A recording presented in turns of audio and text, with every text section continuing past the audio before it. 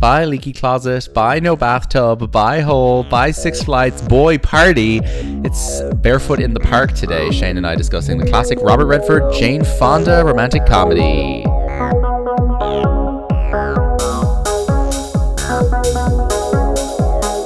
Hello and welcome to the latest episode of Boy Party, the podcast that tackles cinema's most legendary team-ups, films where two or more major stars share the screen and battled it out for screen time, top billing, the fatter paycheck, and the most acclaim. Every week we discuss movies that give audiences two for the price of one on Legends of the Silver Screen. I feel like I haven't done this intro in ages. People need to know what the show is about. Yeah. An important log line. We do have a lot of new listeners. Yeah, exactly. The key to success. My name is Lucian. I'm joined this week by Shane. As always. And also a bunch of screaming kids outside of our window, which is going to give you the true 4D. They're running barefoot in the park. Washington Square Park experience from this film. We are discussing this week one of my favorite films of the 1960s, a fabulous Gene Saks adaptation of a fabulous Neil Simon play, and it is Barefoot in the Park, starring Robert Redford and Jane Fonda. Two of my favorite classic movie stars, although, still movie stars. They are both alive and to some extent working. Robert Redford, of course, most recently seen in his final big screen performance before he retired, Avengers Endgame, in which he appears as, let's see, can I come up with this the president character's name? He's the head of S.H.I.E.L.D. Yeah. In The Winter Soldier. What is his character's name? It's so Obadiah Stone is the Bridges character in. Are we really going to do a Marvel tangent of you I'll trying to just remember? read it out. His name is Alexander Pierce. Yes, of course. I had the synonyms right. Obadiah Stone, Alexander Pierce. Not synonyms, the syllables. Barefoot in the Park, which is, in my opinion, a little bit underrated, a little bit underseen, but is a staple of afternoon bank holiday proper telly. As the English would say. It's constantly on Irish and British television in the afternoons on Sundays and bank holiday Mondays my whole life, I feel like, and I love it as a result. I wonder, does it have the same relationship with American audiences? Has it entered the TV circulation in the same way? Maybe it hasn't been. Maybe that's why it's not as beloved as it is in my household. For all my fondness for RT's daytime and late night film showings, this one managed to escape me. It did. Interesting. But would you, as a younger person, have gravitated towards a 60s film? Probably not at all, no. Yeah, that's the thing. I think there was a good chunk of your life where this probably just did not appeal to you. The kind of thing that appealed to me midday in like my grandmother's house specifically, because that's when the only time I'd watch RT at 2 in the afternoon, were like World War II films, right? Or stuff that was like casinos or horse racing or something that was like immediately exciting. Interesting. Or there was maybe heist stuff. Yeah, okay. I don't think I came across something like this. Yeah. It's just kind of the OG rom-coms. Yes. Well, look, I'm obviously have the privilege of my parents having been film people who directed me to watch good stuff, but also this would have appealed to me as a child. It's got sort of a interesting and dynamic use of space. Yeah. It's got this interesting apartment building, which I was really into buildings as a child in a way where you're like, I'm surprised often that I never got really into the idea of becoming an architect, but I'm like, I love watching apartments and houses be decorated and secret doors and ladders and this kind of thing. Love that stuff. And it also has a certain type of colorful character, both the mother, but also especially Mr. Velasco, the neighbor, who would have really appealed to me as a child. I would have found him hilarious. I mean, he could easily be a character from Willy Wonka and the Chocolate Factory or Mary Poppins or On the Town or Singing in the Rain. He's so big and colorful and he's great. Those kinds of guys really appealed to me in classic films, and also reminded me of, as I said to you, people I knew growing up in Galway, who were just is the complete opposite to me. I never met a single man like this in my life. Quirky local characters, new age people, ex-hippies, Hare Krishna people, like guys who dressed and acted like this guy, who were always delightful to be around, who I did kind of come across kind of here and there. So my parents' friends worked in accounting, that's finance and insurance. That's represented in this film by the lawyer protagonist. Yes. So we all have something to enjoy. We do. This film is from 1967, as I said, directed by Gene Saks. Gene Saks, probably best known for his adaptation of another Neil Simon play, because he made the film version of The Odd Couple a year after this. This is his first film as a director. Oh, wow. He acted 2 years prior in the Jason Robards movie A Thousand Clowns, which I also love. He directed, I've actually seen almost all of his films. He directed this, and then he directed The Odd Couple, which is a future Boy Party episode, I'd imagine. And then he directed Cactus Flower with Walter Matthau. Now, I would like you to tell me what film is a remake of Cactus Flower. It is a film that you and I have done a podcast episode about in the past. Okay. From 2011. 2011. And it is a remake of Gene Saks's Cactus Flower. Greenberg. No. Am I close? No. Okay. I mean, there's no close or far away. Am I correct with the lead actor? No. Oh, okay. Green Cactus. Can you tell me more information? Flower. Cactus Flower. Green Cactus. Greenberg. No wonder Green you thought it was Cactus. Greenberg. To give you more information, I Just will give you the synopsis. Yeah, Okay. give me a vague. 21-year-old Tony attempts suicide by inhaling gas from her stove. Let me just say, that's not in the remake. Her neighbor, Igor, smells the gas and rescues... This sounds great. I've seen this. Rescues her by using mouth-to-mouth resuscitation, which evolves into a kiss after she regains consciousness. Well, that sounds problematic. Her suicide attempt came after being stood up by her lover, a dentist called Julian Winston. The dentist had told her from the beginning that he had a wife and 3 children, but he's not married, and she hates lying. Impressed that she'd been willing to die over him, he decides to marry her. However, she is concerned for his wife's well-being and insists on meeting her to ensure she's agreed to divorce him and will be taken care of. He asks his longtime dental nurse to pose as his wife. At first unwilling, she ultimately relents. And does the 2011 version resemble this at all? Yes. That last bunch of stuff I said is in the 2011 version. Meaning the wife to approve of the... Dentist's nurse pretends to be his wife. Dentist nurse pretends to impress the younger fiance. Cactus Flower was remade as the 2011 film. Just go with it. I was getting to it. Yeah. I knew it was in my head. Yes. So I sat down and watched. Isn't Sandler a plastic surgeon? That's what he is a plastic surgeon. You're right, not a dentist. Yeah. That's interesting. The dentist is in Right Over Me. Cheadle is a dentist. Sure. Anyway, I watched Cactus Flower with my parents once and was halfway through and was like, wait a second. Is this a remake of Just Go With It? And I looked it up and I was like, oh, it is. Then he directed Last of the Red Hot Lovers with Alan Arkin. He directed Mame. I literally don't know what that is. And then he directed A Fine Romance in 1991 and Bye Bye Birdie remake TV movie, and that's all. But like, he is a theater guy, I would imagine. Yes, he was married to B. Arthur. This play that this film is based on only came out 4 years beforehand, in 1963. And would you believe that the star of the first stage version of this was Mr. Robert Redford as Paul?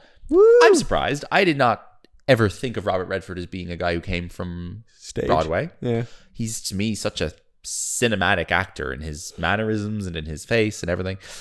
So he starred in the original stage version with Elizabeth Ashley, and Mildred Natwick played the mother, the same actress who's in this. Very good. And Victor Velasco was played by a different actor. He was played by Kurt Kasner. He's played in this film by the great Charles Boyer.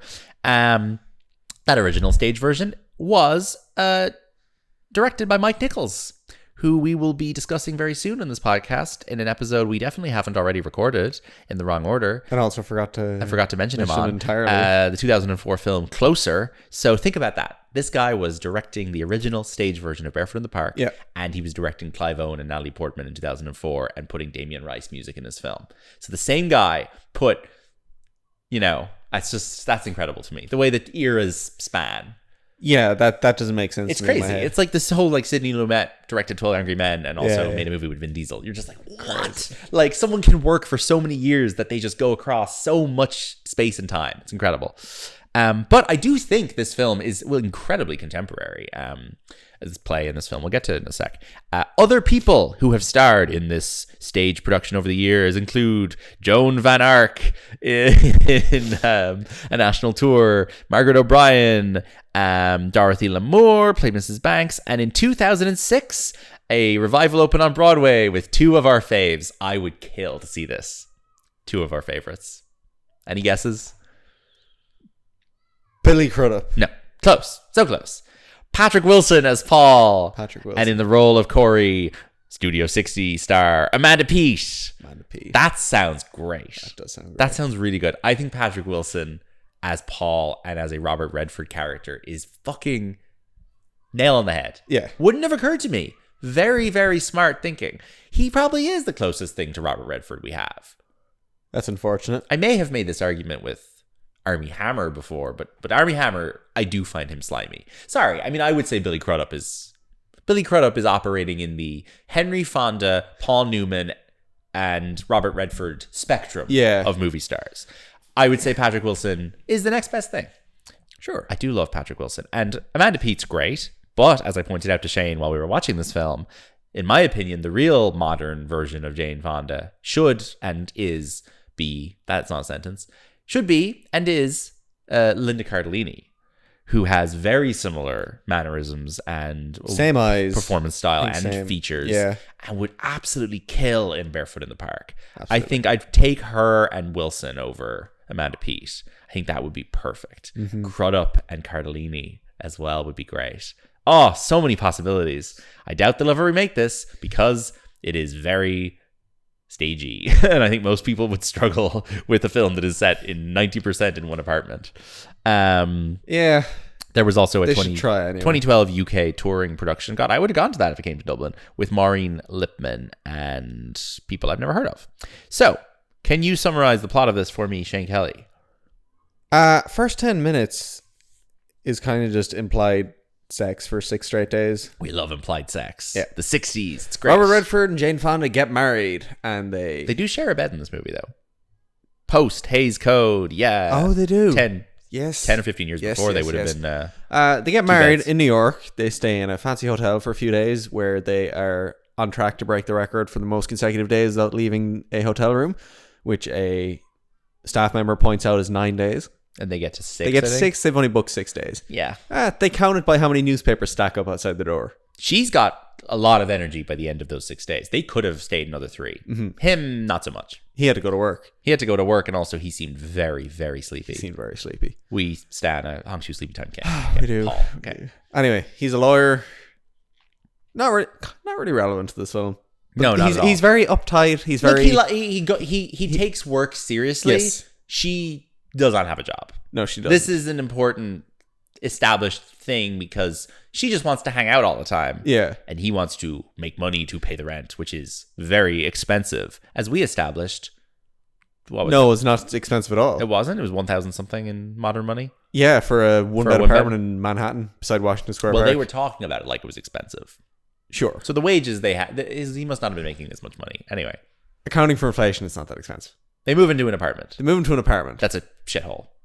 It's a relative shithole. It's like... It's in Manhattan, but it's in Manhattan. It is a broken apartment. Yes, and the first thing we see is they must climb 6 flights of stairs to get to the apartment. Yeah. Which, as you can expect, produces a lot of comedy. Yes. And everyone gets very tired climbing the stairs.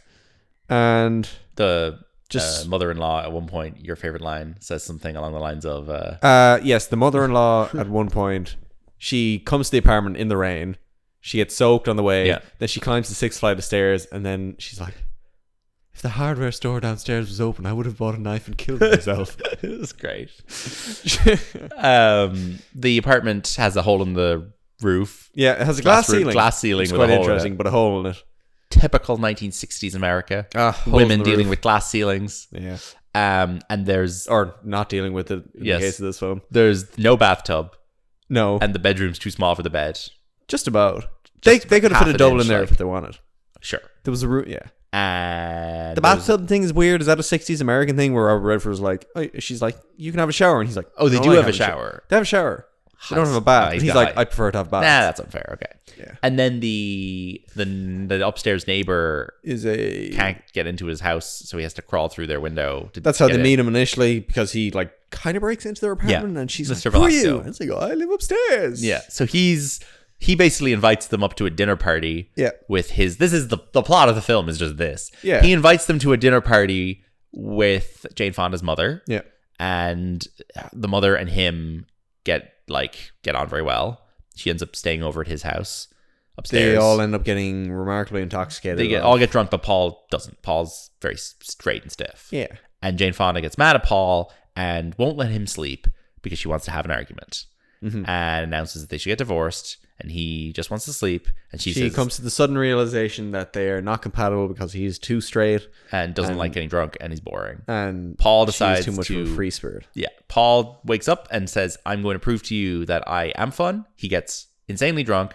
Yeah, takes off his shoes, starts dancing around Washington Square Park, and then he gets up on the roof, 6 stories up, and almost falls off. Yeah, it is no exaggeration to say that is the entire plot of this film. And that's everything that happens in this film. They eat a lot of like random Albanian food, I believe. Sure, they go to a restaurant. Yeah, it's they go to all set in the apartment. Not at all, but mostly. But this thing is like an hour and 50 minutes long, and it is fantastic. It feels like it's about 25 minutes long. It is so funny. Flies by. It's now, so funny. My take on this film is that it is and I'm sure there are other things before this that you can contribute this to. Yeah. I think it is a very solid template for what modern multi-camera sitcoms are. Such as Friends and How I Met Your Mother. It is a movie about an apartment and people hanging out and bickering and getting drunk and funny characters who wander in and out and little problems that need to be solved. Exclusively shot from one side of the room. Exactly. It is like a perfect template for what a 20-minute network sitcom is today. Yeah. Especially was 20 years ago.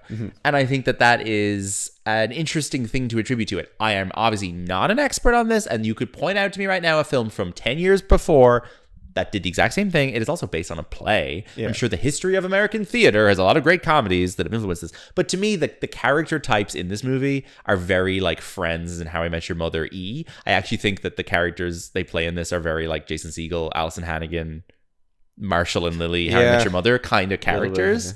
Like he's a lawyer, and there's a lot of that sort of banter that is very modern and very 21st century. No laugh track, thank God. Thank God. And there's no need because there's a great score and there's a title song, and it actually fills in the silence very well. Yeah. And it's very cinematic. There's also I think a lot more physical comedy than modern sitcoms. For sure. There's lots of falling downstairs and climbing on roofs and like just it's more interested scampering in around sticking its head in and out of different pockets of the building as well. Yeah. But it really is like 4 characters plus change, and it does not feel claustrophobic. No. It certainly doesn't feel half as skimpy on elements as, speaking of Mike Nichols, Closer does, which is another play turned film with 4 characters. Yeah. That film feels 5 times longer than this, despite having loads more locations and far more dynamic scenarios. This is basically just 2 people and then 2 kind of secondary people kind of walking in and out of rooms and chatting and kissing. And like, has significantly more depth to like the character development in this compared to like Closer, where like exactly. Why is Closer so? I don't know.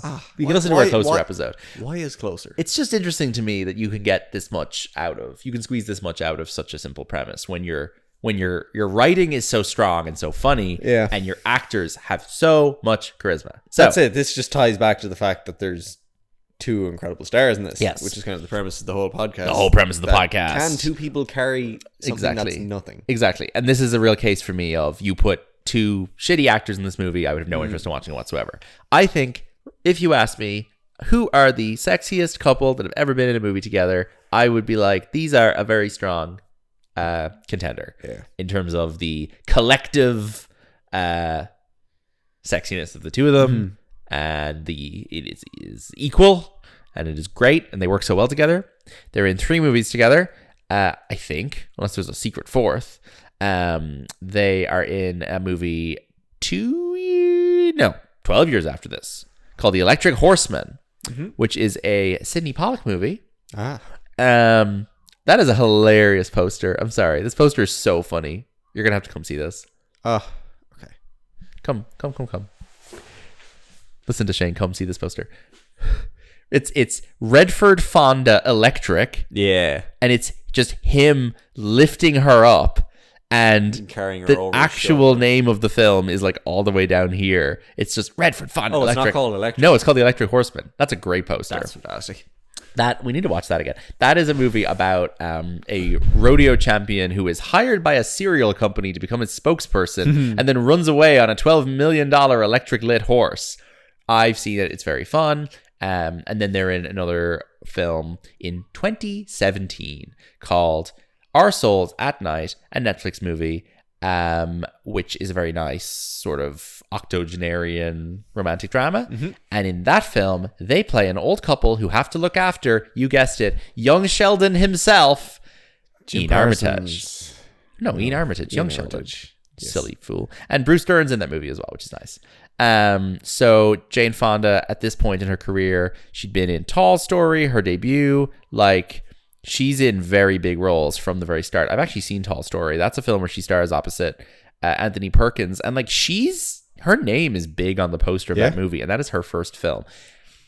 I don't really get why that was. Like that's the equivalent of if Maya Hawke was in her first movie and you put her name on the poster. She's getting that off of her being the daughter of a huge movie star. Sure. Alone. But again, I feel like there weren't that many actors back then. Sure, but it's just but like they're treating her like she's a star in the marketing of her first film. That is probably how they sold films back then. On a newcomer? No, it was so heavy on name. Sure, but she wasn't a name. But she was. I know, but people in the were nepotistic sense. It's a Fonda. Fonda, exactly. Yes, sorry, yes, exactly. And we're like, okay, if we market this as like, there's a new Fonda. Look at this. Yes. It'll be better than... I think the closest comparison now would be something like Maya Hawke. Sure. Or if there was, I'm trying to think of another movie star. I guess like one of the Smith kids. Yeah. You know what? Honestly, the Karate Kid remake may have kind of done that with Jaden Smith, actually. Yes. Where they were like, well, he's never been in anything. Well, he was in The Pursuit of Happiness, I guess. Yeah. But even if you have films like where you're like Barefoot in the Park, you're not, this isn't being advertised as couple get an apartment. I know. It is. The premises were very simple, I guess, back then. So you kind of have to go based on name, I guess. Yeah. By the time she is in this movie, she has been directed already by guys like George Cukor, George Roy Hill, Robert Stevens, and her future husband Roger Vadim, and Arthur Penn, and Otto Preminger. Like these are just huge names in the 60s. And then she's in this. This is probably like her 13th movie, and she is a big star by the time this comes out. She's been in the Western Cat Ballou with Lee Marvin, and the year after this, she's in Barbarella. Do you know what Barbarella is? It's like a sort of a sexy space lady sci-fi movie where she's basically just like, what if there was a space warrior lady who was real sexy? That's the premise. They are now remaking this with Sydney Sweeney, Edgar Wright directing. Sounds like garbage. Not Edgar Wright. And they're really obviously leaning into the idea that Sydney Sweeney's particular brand of sexy young star power is Jane Fonda, parallel. Yeah, okay. Which seems a little ambitious to me. But sure, let them at it. I also don't know how. Yeah, it's not an idea that I'm mad someone's going to try. I also don't know I don't know how you Edgar Wright is obviously also a very woke millennial man. How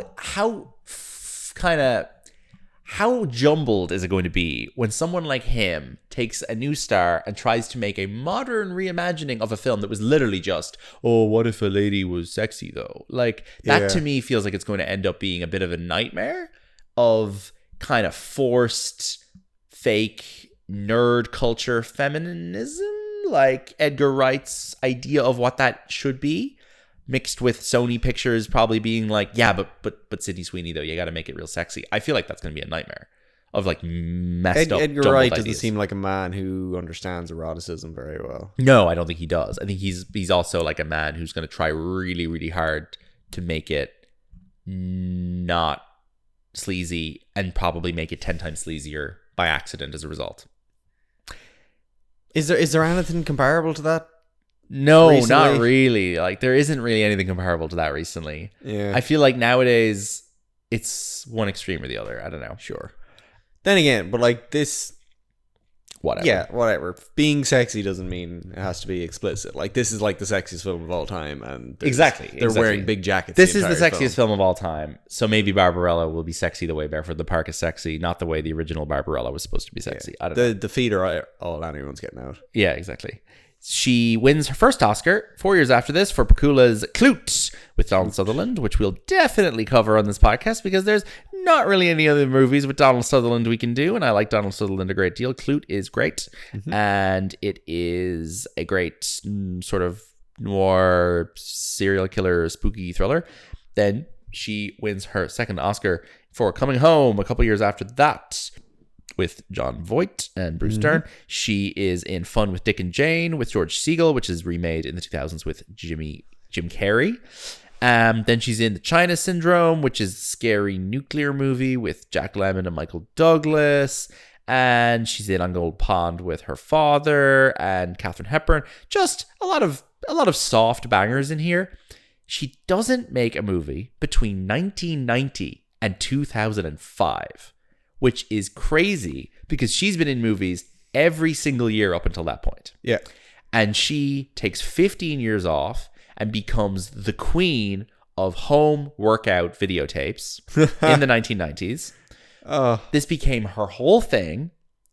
And there's a whole generation that associates Jane Fonda with Get Fit at Home videotapes. Yeah. Both from a genuine...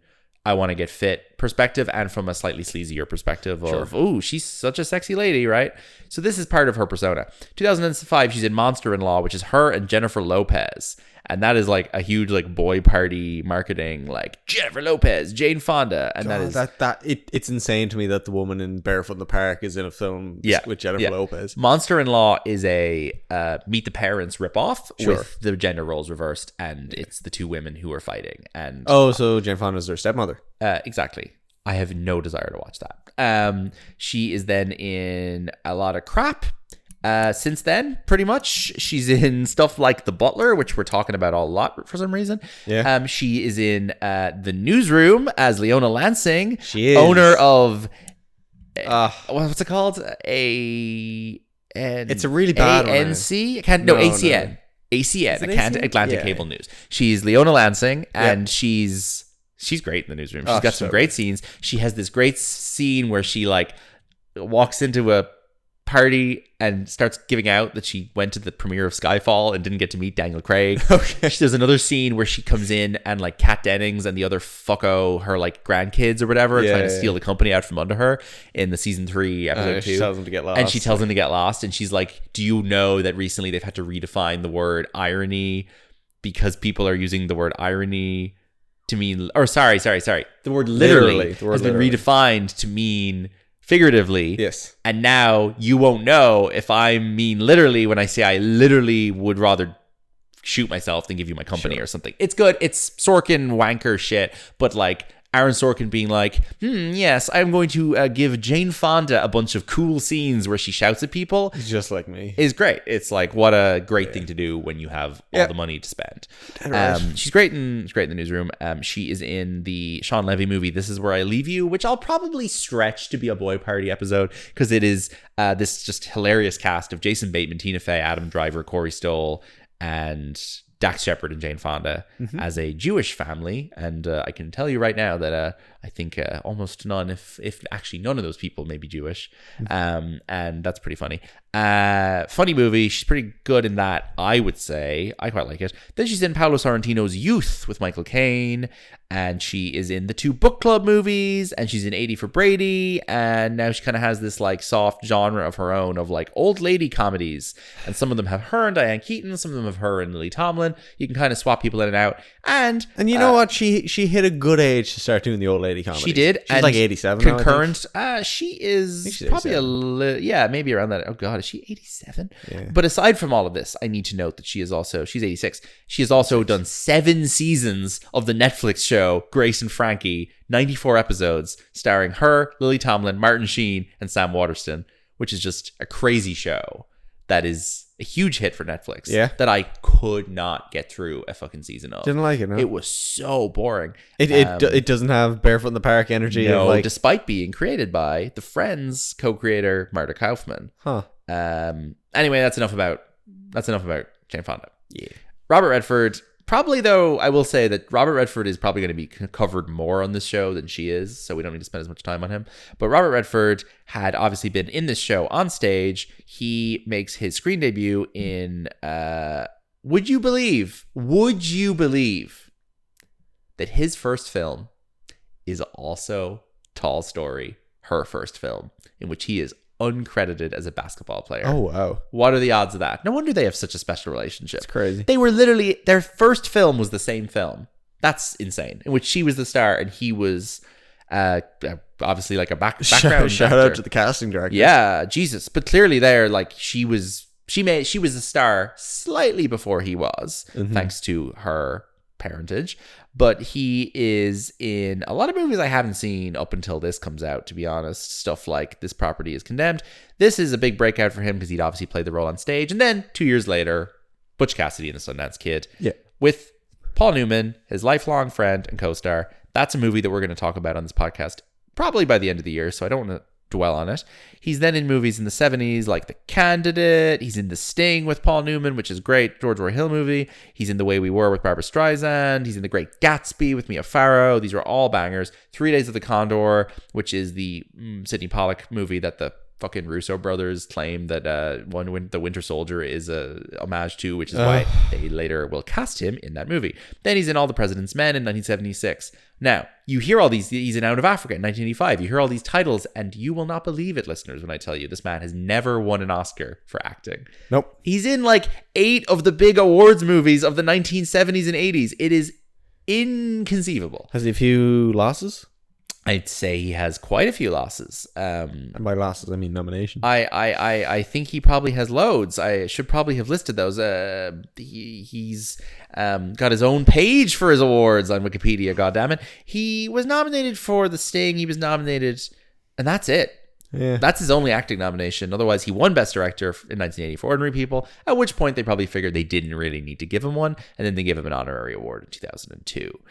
So he's got like 2 Oscars, but 2 or 3, but not for maybe necessarily the best things he could have, although Ordinary People is a great film. He anyway is kind of pivots to directing a little bit then in the 80s and 90s, but keeps acting, and he is in movies like Spy Game with Brad Pitt in 2001. And look, I mean, it's Robert Redford. You know what he's in. In 2007, he's in Lions for Lambs with Meryl Streep and Tom Cruise. That's a boring but a pretty much guaranteed boy party episode coming down the line at some point. And his final run of films has some real bangers in it. He's in All Is Lost. He's in A Walk in the Woods, Truth, David Lowery's Pete's Dragon remake. He's in a Netflix movie called The Discovery with Jason Segel, which isn't bad. And then Our Souls at Night, The Old Man and the Gun, intended to be his final film. David Lowery as well. And then his final film actually ends up being Avengers Endgame by a matter of months, which just fucking sucks. It does. Because The Old Man and the Gun is the great final film to end all final films, yes, crafted to be his last film. And just based on Marvel's release schedule, he ends up in Endgame. And you have to wonder, did he even have the power to say no to being in that movie? I don't know. He might have been compelled by contract. Probably would have just CGI'd his face in otherwise. Yeah. It does say here that he popped up in an episode of White House Plumbers in 2023 as uncredited cameo voice Bob Woodward, his character from All the President's Men. That's pretty fun. Sure. That's pretty fun. I don't know, like having the highest grossing film of all time or second highest as your last film, it's kind of an achievement. There's worse things it could have been. Yeah, it's like first of all, Avengers Endgame is not a terrible film. It's fine. But also, and he's fun in it. It's like a fun 20-second cameo. Yeah. But it is kind of the ultimate fuck you to everything, to be like, look, I showed up for I'm so famous that I was in this movie for 20 seconds and it's the highest grossing film of all time. And also I founded Sundance and I am Robert Redford. Fuck you. But it's also Robert Redford could not even escape the monstrosity of Marvel. that is Marvel. And he ends up being in Watchmen as the president in the HBO series Watchmen. Yeah. Where he is the fictional... Is he in it? No, he's not in it. But there's pictures of him on the wall. Yeah. He is the fictitious president in that show's alternate reality. And they have this slave reparations program that they call Redfordations. And it's like a whole thing. Fantastic. The poster for this movie is one of a very 60s illustrated poster with loads of crazy footprints on it. And it says, "Wake up, break the rules, rock the boat, make love, fall over laughing." That's too many things. Too many things. Too many things. Too much fizz for me. Yeah, too many things. Anything else to say about this movie? I don't know. It's great. I hope we've convinced you that it's great. I think we've. Yeah. Do you believe that every relationship needs to have one boring lawyer and one unemployed woman? No. No. But I think that the kind of bickering and arguing that happens in this film is unavoidable and a natural conflict that comes from spending loads of time around another person. Yeah. This film got 1 Oscar nomination for Mildred Natwick, the mother, Best Supporting Actress. And I guess we should find out who beat her. A thing that I should be able to find out in 3 seconds. She lost to Estelle Parsons in Bonnie and Clyde. Also nominated was Carol Channing in Thoroughly Modern Millie, B. Richards in Guess Who's Coming to Dinner, and Catherine Ross in The Graduate.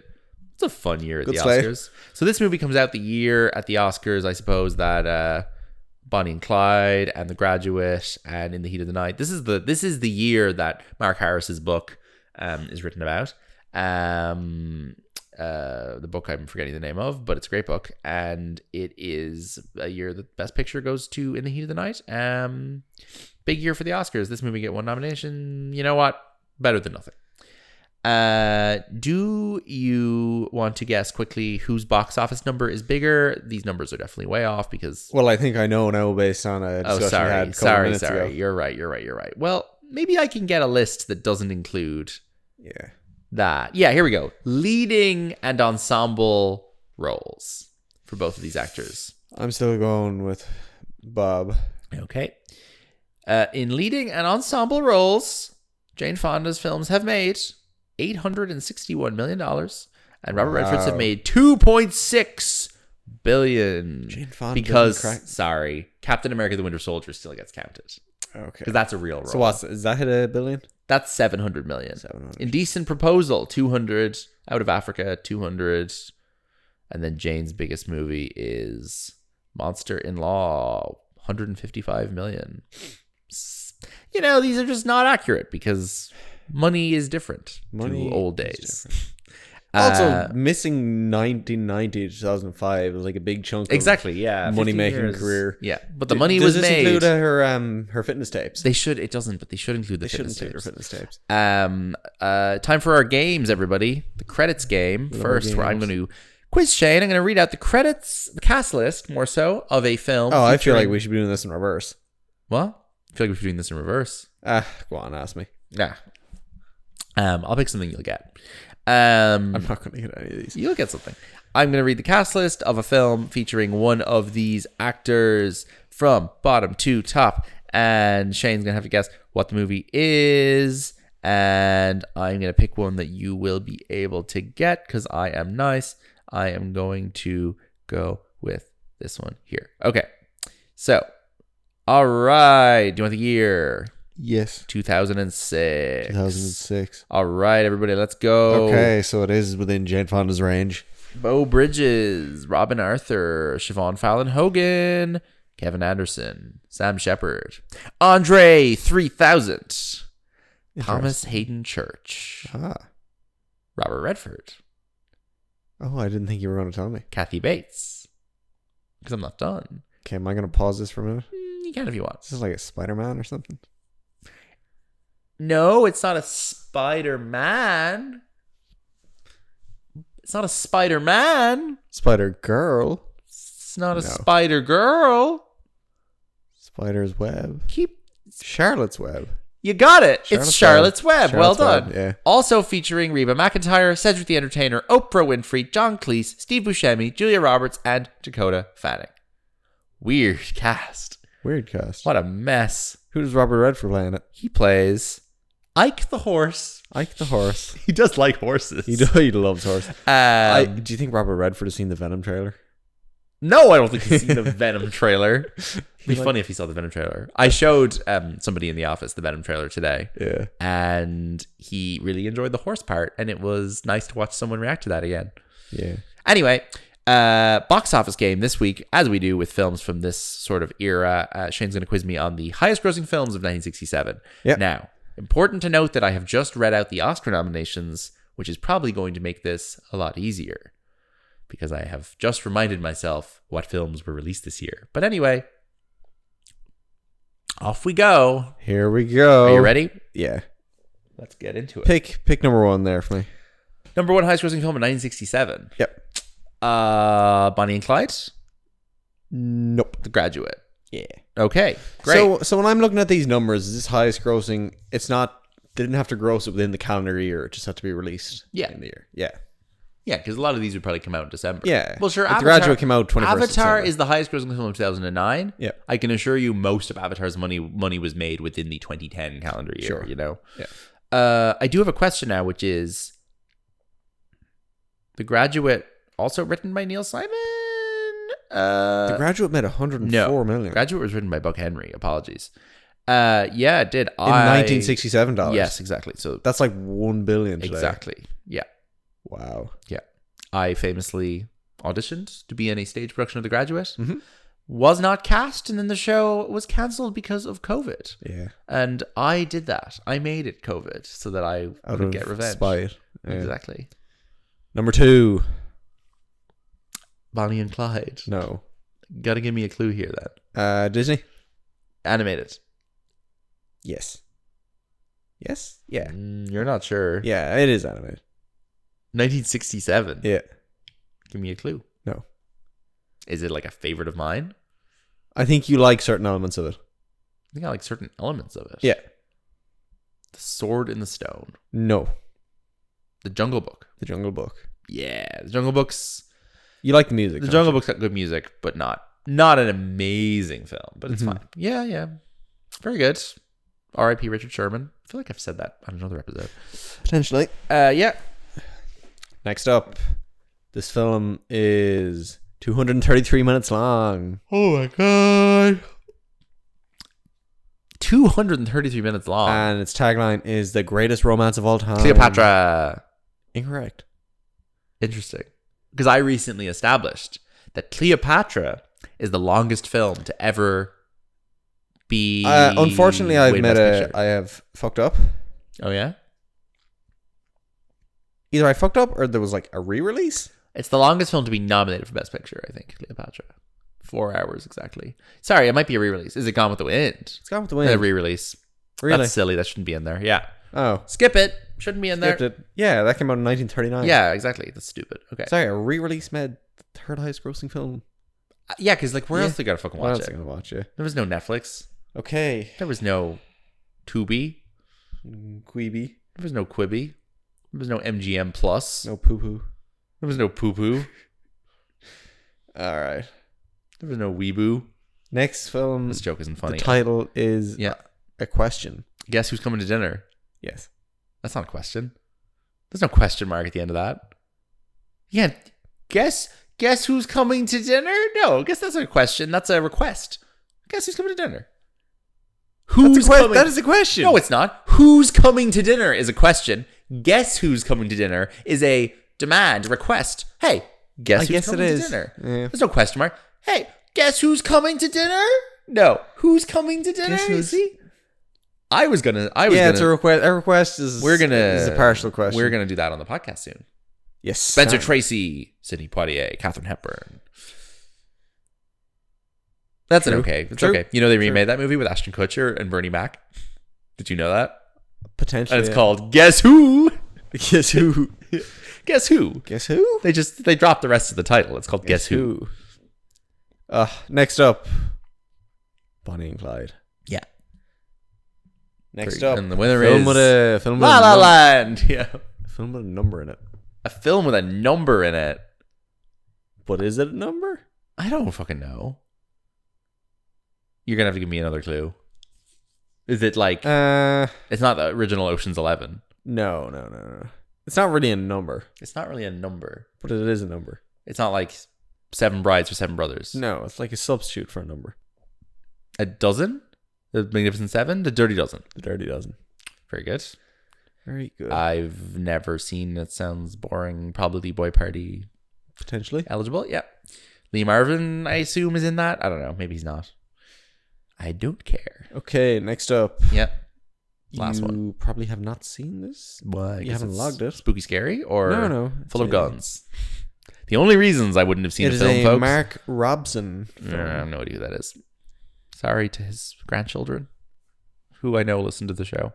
In the title of the film, it's instant turn on. Dolls to put you to sleep at night. Kick you awake in the morning. Make life seem great. Instant love, instant excitement, ultimate hell. What the fuck? So it's a spooky, scary film. Don't know. But also like sounds like softcore stuff. A little bit. A little bit. What is that? In New York City, bright but naive New Englander Ann Wells becomes a secretary at a theatrical law firm where she falls in love with attorney Lion Burke. I have no idea what this is. This is Valley of the Dolls. Sure. That's a brand I'm familiar with. Barbara Perkins, Patty Duke, yeah, Paul Burke. I know this Sharon much. Sharon Tate's in that, Tate's yeah. full build, yeah. I know this much. There's a Roger Ebert unmade Valley of the Dolls movie, and there is an unmade John Carney movie about the making of that Roger Ebert movie. Interesting. With Will Ferrell and Josh Gad that were going to be in it, I think, as Siskel and Ebert, or Ebert and somebody else. It wasn't Siskel, it was somebody else. Anyway, Josh Gad was going to play Roger Ebert in that John Carney movie, which never got made. I think we are better off. Okay. That's it. Is it? Boy Party. I think we're done. Are we done? Do you have a really interesting other one for me? I think so. Okay, go for it. Can you name the Bond that came out this year? Good question. So the first Bond would have been 62. So this is probably like the third or fourth. Is it You Only Live Twice? It is. Yes. Yeah. All right. That'll be the last of her. And I played you last week the theme song for that by Nancy Sinatra, which was of course sampled by Mr. Robbie Williams for Millennium. Yeah.